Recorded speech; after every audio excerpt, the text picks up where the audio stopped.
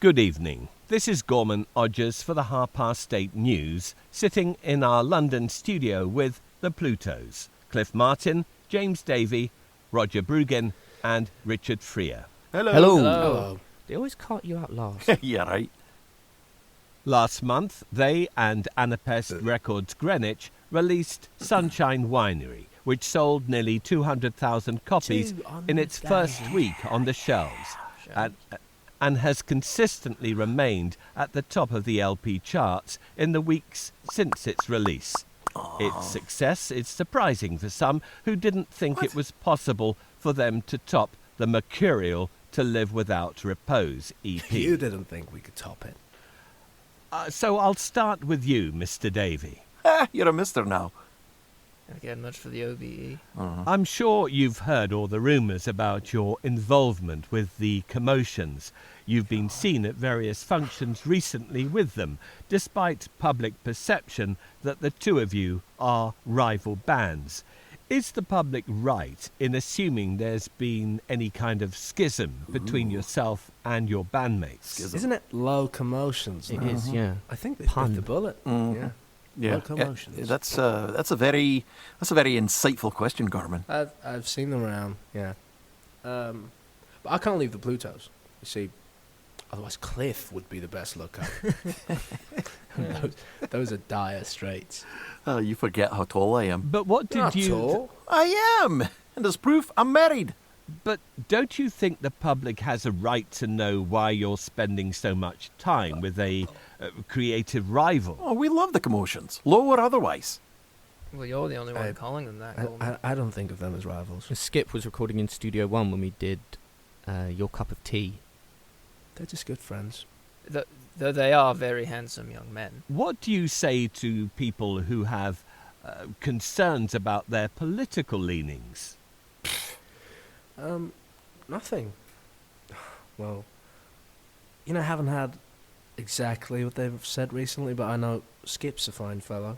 Toby's there too. Fred, Winstanley. Nothing beyond the pale, if you will. And I don't like this whole bit about their leanings. I mean, what they've said and what I have in mind to say, they're so broad. It's general ethics, I think. And so I don't think it's beyond the pale. Would you care to explain? You seem to be the first defending them. I'm not defending them. I just don't know what they've said. Because they've caused quite a stir in the mass media over things like Berlin and the prevalence of birth control, and some of their entourage haven't been doing much to endear themselves to Britain. One notable example is an abstract painter, as I understand, who was arrested a few years ago on charges of firearm possession. A former priest practicing alternative religion. I don't know if we're talking about the same. Look, interesting people interest me. That's it, really. Just, I don't much care for their feet. I suppose I'm attracted to danger, And I used to think they were odd. I used to think they were quite odd, but I guess the older I get and the more that happens to me, the more I understand. You'd never think it, looking at him or listening to him. Would somebody ask me a question? Oh! Hello, young man. Don't you think the public deserves to know why England's foremost public figures are letting themselves be seen with odd characters and subversive types? You're the ones choosing to look at us. Yeah, right. I don't leave my house every day hoping I'll be seen by the world. Yeah, I think we could probably keep that to ourselves and move on to a different question. Why do you think there's been such a bright spotlight cast on your lives and your productions, aside from popular appeal in your music? Davey? It's the artistry, isn't it? It's becoming a big thing. It's becoming holistic. I think rock, it's something that is blossoming in the public eye, well, growing. You can see people, the are still coming to terms with the fact that it's a movement. That there's music out there that can move things, that can move the world. I think as an art form, it's becoming more of the kind of art that rich buggers can just, turn their noses up at when, respectfully turn them up, like an art show, when it used to be, Yeah, a pile of drivel. Yeah, and we were drivel. And we were drivel. But it used to be a pile of drivel with a drivel upbringing. But it's coming into its own now. It's now its own phenomena, for lack of a better word. All it takes is the paper and the radio critics to like it. And bang, there you go. That's a phenomenon. Well, most of them. And you're familiar with what passes as popular in the public eye. Well, Unfortunately, I have eyes, Gorman. yeah, right. And I would say so, considering how they've given me the money, the fame, the appreciation, the women, the knighthood, the deals, the ruddy jam sponsorship. Well, Are you familiar let's with those not get things? testy. That is, there was another article that had written... Don't you ever write your own? There was a column in the Capital about the public's reaction to how, and let me quote here, inevitably and disappointingly the Plutos subject matter has desecrated itself just like their signature sound has. Public's reaction. It was, what was it, four people? The in that article column? stated that the messaging of the songs in Sunshine Winery is un-English and pro-Soviet Union. Lyrics about collectivism, hedonism, and about other unspeakable things. Do you agree? Of course they're unspeakable, that's why we sang them. What's wrong with being a hedonist if you pay your taxes, I've eaten the pudding. The goose pudding. Jimmy, you bounder! Excuse me, Bugger.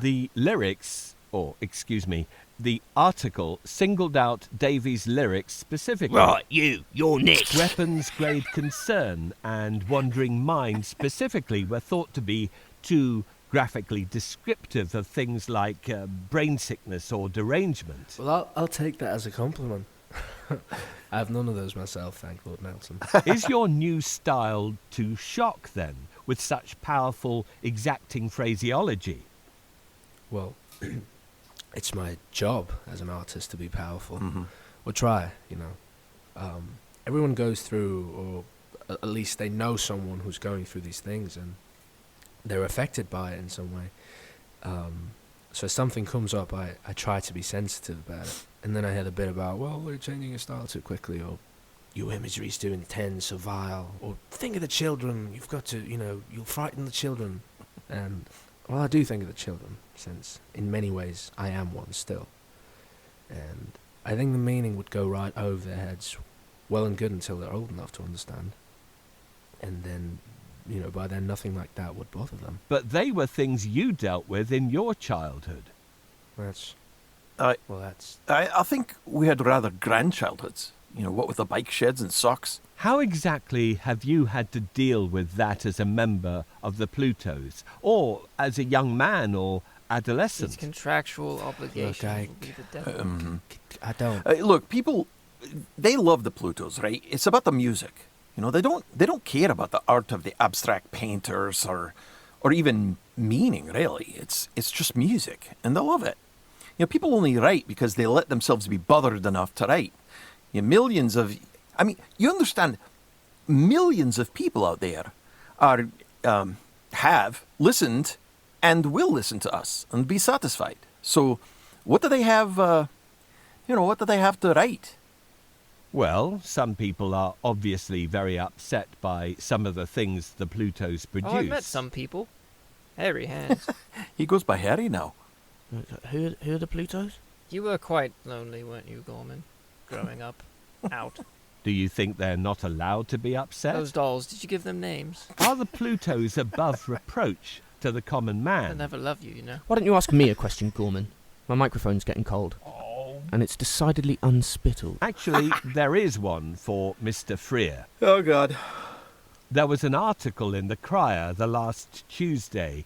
What? It was, The last Tuesday ever? We're it was doomed. questioning the, shall we say, professional appropriateness of having a drummer who doesn't write in the face of having three other well-renowned songwriters. In fact, the only songwriting credit you have for the Plutos is as a co-writer of Caledonian on Your Cup of Tea. Too kind. It was just a question of, well, of how useful a link in the chain like that could be. What? I was right useful before joining the band. I did all manner of things. Such as? I don't remember. Nothing that would get the papers talking. You know, the signature of a normal, balanced life. I doubt that answer would satisfy the crier. Well, nothing would if they were crying. but not standing out doesn't mean, well, the more someone can be described, the more they, look, I can't write, but I don't have to be able to sit with a song, you know. If I tried to write, it would be awful. The drums would be awful, and it would be rubbish. But yeah, sitting with a song is good. It's fine by me if nobody notices me. I'm noticing you right now. So you admit to being in the shadow, creatively speaking, of the other Plutos. Oh, you found my secret. Cart me away, boys. This is the end. Look, we don't think like that. It's just the Plutos. We put out records, we sign, we tolerate the tabloids, all as the Plutos. What got you into the band, Richard? The prospect of frequent exposure to exposure. Yes. No, I was always somewhat rhythmic, you know, what with my heartbeat and all. And Bruggen found me on the site one day, said I could be rhythmic on designated things. And now I can't cross the street without being accosted. Well done, Roger. Yeah, you've been suckered. We're almost at time now, so a final question. Why should someone buy Sunshine Winery? What's the draw for the listener? It's music with drums and triangles and Napoleon and biscuits. You can't draw on sound anyway. If I could get a serious answer... 200,000 copies is very serious. Oh, yeah. Oh, very serious. Great matter, yeah. Very grave matter indeed. It's music with drums and triangles and Napoleon and biscuits. This has been the Plutos on National Radio. Well, thank you for coming in, gentlemen. Incidentally, what do you really think of... You won't get us this time. No, not that again. this time.